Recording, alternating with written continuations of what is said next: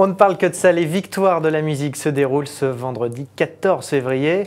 Et puis bon, on le sait déjà, c'est Stromae qui va tout gagner, non? Il est nommé 6 fois, donc il a plus de chances que les autres de gagner, ça c'est clair. Christophe Palatre, président des Victoires de la musique, merci d'être là. Vous êtes à la tête de cette cérémonie pour la première fois. Vu de l'extérieur, on se dit quel difficile exercice. On se dit que ça doit être très difficile. Est-ce que c'est vrai? Est-ce que c'est compliqué de réconcilier comme ça tous les professionnels de la musique le temps d'une soirée? Je ne sais pas si c'est compliqué, en tout cas c'est quelque chose de très enthousiasmant et de très agréable à faire. Après, je pense que tout le monde a envie que cette émission cartonne, tout le monde a envie que des choses s'y passent, que ça soit surprenant, qu'il y ait de l'audace, qu'on découvre des artistes, mais qu'on voit aussi des artistes qu'on connaît déjà. Donc il faut effectivement faire prendre la sauce et que tout le monde soit d'accord pour participer avec enthousiasme et professionnalisme. Donc c'est un peu mon rôle. Voilà, c'est un peu l'Arlésienne tous les ans. On promet du show, on promet une cérémonie plus courte, plus rythmée, etc. Qu'est-ce que vous avez insufflé dans la machine pour que cette année, ça puisse un peu prendre? Je crois que ce qui est important cette année, c'est qu'on a un super palmarès. Il y a des années où l'année musicale n'a pas été forcément fantastique. Vous le connaissez d'ailleurs, vous connaissez les gagnants? Ah, je connais le palmarès, enfin tous ceux qui sont nommés, je ne connais pas les gagnants. Mais vous ne connaissez pas les gagnants? Non, je ne connais pas les gagnants. Mais on a l'impression que cette année, vous avez quand même donné un petit peu plus de place, on va dire, aux artistes qui passent à la radio et qui vendent des disques, quoi. Un petit peu plus que d'habitude. On n'a pas, nous, notre palmarès, il ne s'appuie pas sur des ventes. Il y a d'autres qui le font très bien. C'est pas notre taf, ça. Ça ne s'appuie pas non plus sur de l'airplay. On va choisir des passages en radio. On va choisir que les artistes qui passent en radio. C'est pas du tout ça notre point de vue. Notre point de vue, il est un peu plus éditorial, on va dire.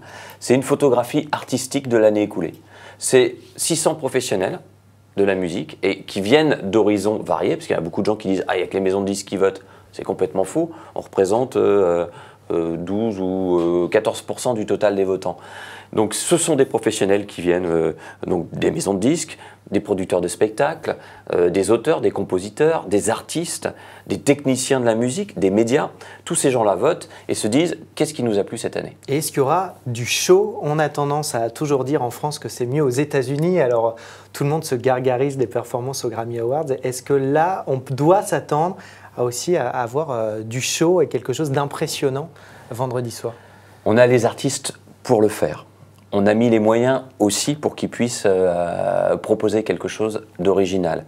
Les Victoires de la musique, ça a commencé vraiment l'installation, la préparation de l'émission. Concrètement, elle a commencé lundi pour un show qui va démarrer vendredi à 20h45. C'est-à-dire qu'on a des plages de répétition qui vont nous permettre justement d'avoir des shows et pas simplement des prestations où on est derrière un micro. Et je trouve que dans ce domaine-là, il y a quelqu'un qui a fait bouger les frontières, c'est Stromae. Stromae, ses apparitions en télé ont à chaque fois été événementielles. Alors je ne dis pas qu'il est à l'origine d'un bouleversement dans la façon dont les artistes appréhendent les télés, mais en tout cas il y a participé. Et je peux vous dire que j'ai rarement eu autant de directeurs artistiques, chorégraphes, scénographes en ligne que pour cette émission. C'est-à-dire que chaque artiste a vraiment envie de proposer quelque chose à la fois de fort et d'original. Ce n'est pas forcément des feux d'artifice, hein. Ça peut être des feux d'artifice, mais ça peut être aussi beaucoup d'émotions. Enfin, en tout cas, il y a des tableaux qui sont vraiment préparés pour cette année. Et donc, j'espère que tout ça va être très séduisant. Ça va durer combien de temps, vendredi soir? Alors, la question aussi, piège. Non, mais c'est une émission qui est en direct. Hein. Je vous rappelle juste qu'il y a quand même une vingtaine d'artistes qui vont se produire en direct et en live. Il n'y a pas ça ailleurs en télé. Vous qui travaillez dans les médias, vous savez ce que c'est.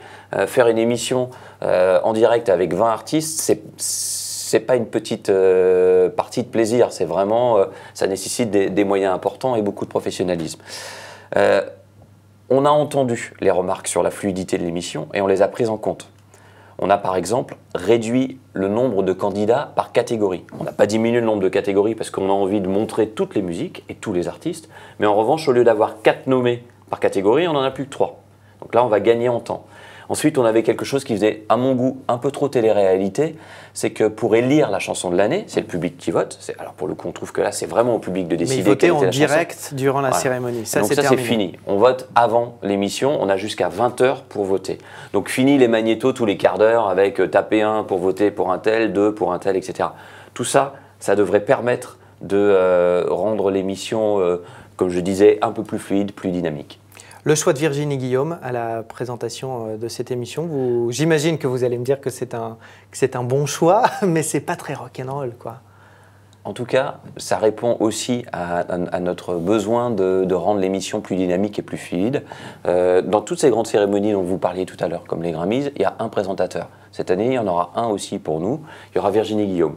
On aura l'appui de Bruno Guillon en coulisses, qui va amener un peu de fun dans l'émission, aussi un peu de rythme, et puis aussi qui va nous permettre, si jamais il y a un problème technique, de basculer sur un autre programme pour qu'on ait le temps de se préparer, on va dire, parce que ça peut arriver malheureusement. Et moi, je trouve que Virginie Guillaume, elle est très bien dans son rôle. C'est une excellente animatrice, et surtout, elle est là pour servir les artistes. Le brief, c'est ça. Le brief, c'est pas l'animatrice qui fait le show. Le show, c'est les artistes qui vont le faire.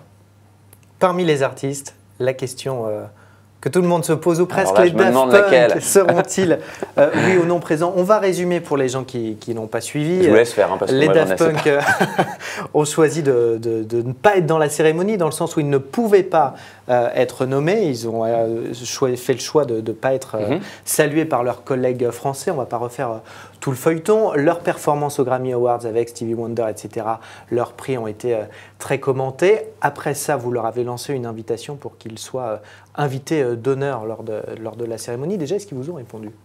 Alors, je vous explique comment ça fonctionne. On ne parle pas aux Daft Punk, on ne décroche pas son téléphone et on les a directement au téléphone. Il y a des façons de communiquer avec les artistes, surtout de cette stature. On passe par la maison de disques. Donc nous, on est pour parler, on discute avec la maison de disques. On leur a transmis officiellement l'invitation.